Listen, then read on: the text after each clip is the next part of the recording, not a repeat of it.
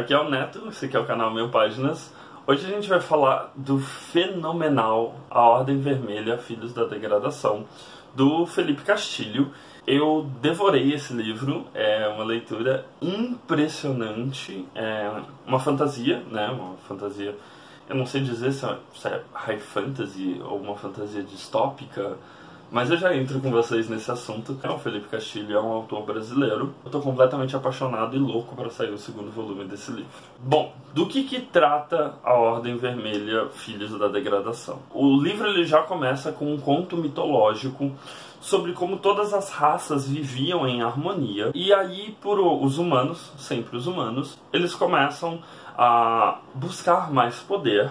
E isso traz um incrível desequilíbrio naquele mundo, né, naquele reino. Os 6 deuses, eles se unem na figura de um único deus, né, eles se fundem, e a partir daí eles amaldiçoam todas as raças, condenam elas de acordo com os pecados que elas haviam cometidos, e isso faz com que crie-se um único reino, onde ainda é possível haver vida, e todo o resto é apenas degradação, né? Ele é apenas um grande deserto que, até onde a vista alcança, não há nada que você possa utilizar para sobreviver naquele deserto. Então as pessoas têm basicamente 2 caminhos: ou elas se entregam ao regime e vivem a vida conforme a deusa Una quer, ou elas vão para a degradação e morrem em alguns dias.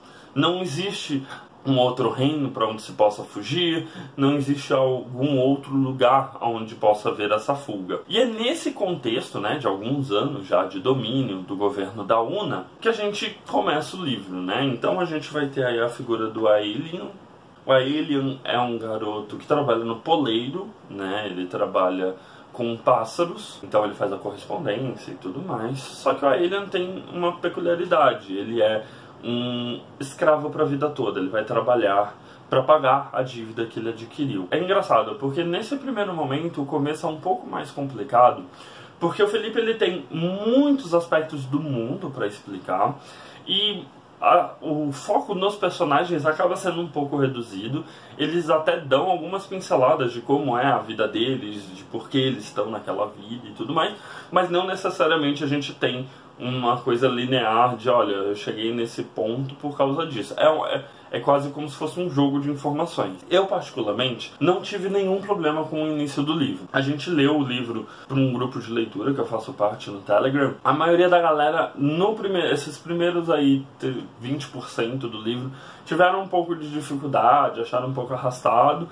Eu fui capturado pela história desde o primeiro momento. Além do Aelian, né, que tem essa questão de ser um servo que foge pelos telhados, porque foi o único meio que ele descobriu de poder ser um pouco livre nessa realidade dele, a gente vai conhecer também a Hazi, que é de uma outra raça, é uma Kaorsh. É uma raça incrível, que tem bastante correlação com Canvas, né, que seria quase como se fosse a alma deles, e ela tá tramando alguma coisa. É isso que dá a entender no livro. Ela tá num processo aí de tramóia de algum assassinato. Conforme a história vai encaminhando, a gente tem aí, como toda boa aventura, uma aparição. No caso é a aparição, que seria quase como um herói que se veste de todo de vermelho, que é a cor proibida por Una. Basicamente ele faz o terror na cidade. Então ele mata soldados, ele invade algum lugar e por aí vai. A questão do vermelho é muito importante na narrativa, ela faz bastante sentido. É uma cor proibida e a gente só vai descobrir lá para uns 80% do livro a razão do vermelho ser proibido.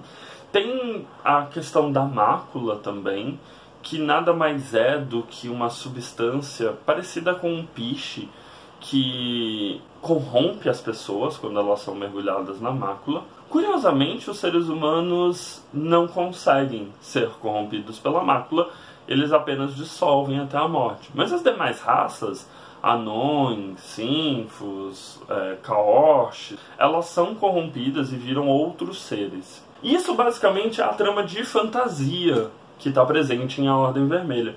Mas o que mais me cativou na leitura são os personagens, né? São maravilhosos. E também o modo como o Felipe Castilho ele faz uma fantasia sem se utilizar de clichês. Então as raças que a gente tem presentes, sinfos, anões, caorches, gnolls, são raças que a gente não está acostumado. Não é aquela coisa tradicional, tem um anão, tem um elfo da floresta, uma coisa chupinhada de Senhor dos Anéis. Não, é uma criatividade única, é um processo único de descobrimento dessas raças.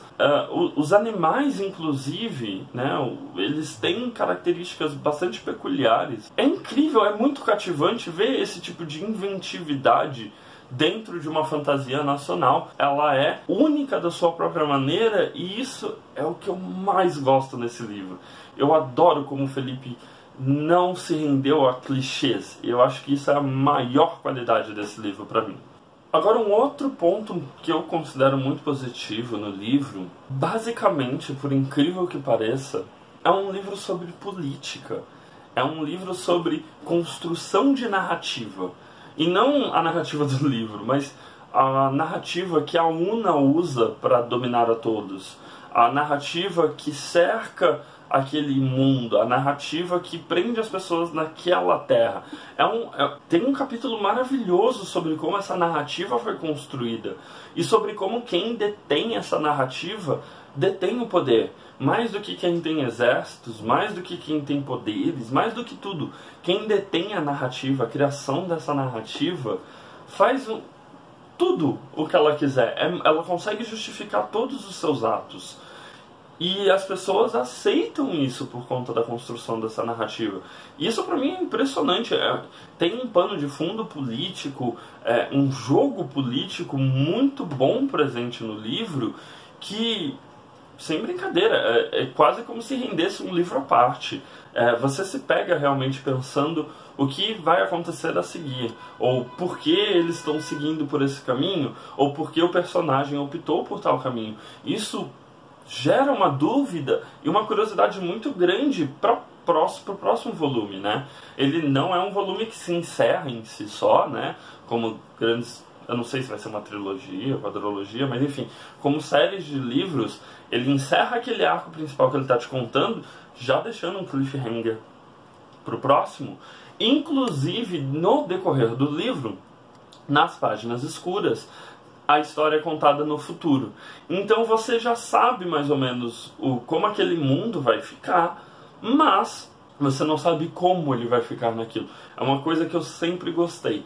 Para mim a questão, por exemplo, do spoiler nunca foi importante, porque eu nunca me importei muito com o que acontece. Eu acabo me importando mais com o desenvolvimento daquele acontecimento. E ter isso presente na narrativa de, nossa, olha o que vai acontecer daqui a alguns anos, já me deixa muito curioso para acompanhar essa aventura, para acompanhar esses personagens. Mas por fim, mas não menos importante, tem muita representatividade dentro do livro.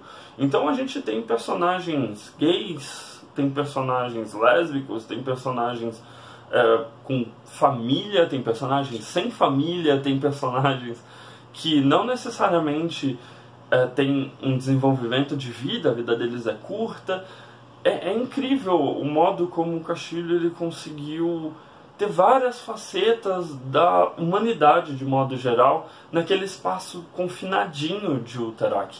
E isso é muito bom porque geralmente não tem esse tipo de diversidade, né? A fantasia nunca, pelo menos a mais antiga, né? Mesmo o Tolkien não tem esse tipo de diversidade de sexualidades, de cores, de raças. Então é incrível, o que ele fez é realmente incrível. Provavelmente é um dos melhores livros de fantasia nacional que eu já li e eu gosto muito, eu recomendo ele muito fortemente. Foi uma leitura e...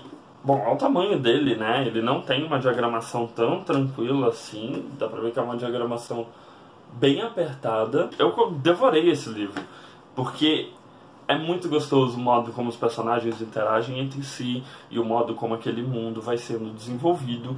E eu quero muito saber o que vai acontecer com o Ulterac no próximo livro. Bom, gente, o livro ele tem 440 páginas, foi publicado em 2017, está saindo pela Intrínseca. Você acha ele muito fácil na Amazon e em livrarias, tá? Eu já vi com preços aí de 45 a 30 reais, geralmente. E vale muito a pena, vale a pena ter na estante, vale a pena emprestar. Essa edição que eu tenho aqui é assinada, inclusive, pelo Felipe. E eu tenho muito carinho por esse livro e eu vou acompanhar o Felipe aí pelo que mais ele escrever. Vale lembrar que o Felipe Castilho ele foi premiado com Jabuti pelo quadrinho Savana de Pedra. E ele tem também uma outra série dele de livros que eu provavelmente vou ler e fazer review pro canal, porque eu gostei bastante da escrita dele. Mas é isso, de mais a mais é isso. Não esquece de dar uma olhada nos vídeos recomendados para ver outros conteúdos do canal e se inscrever na bolinha que tá aqui no meu ombro para poder, tá sempre de olho aí no que eu tô postando. Um beijo grande e tchau!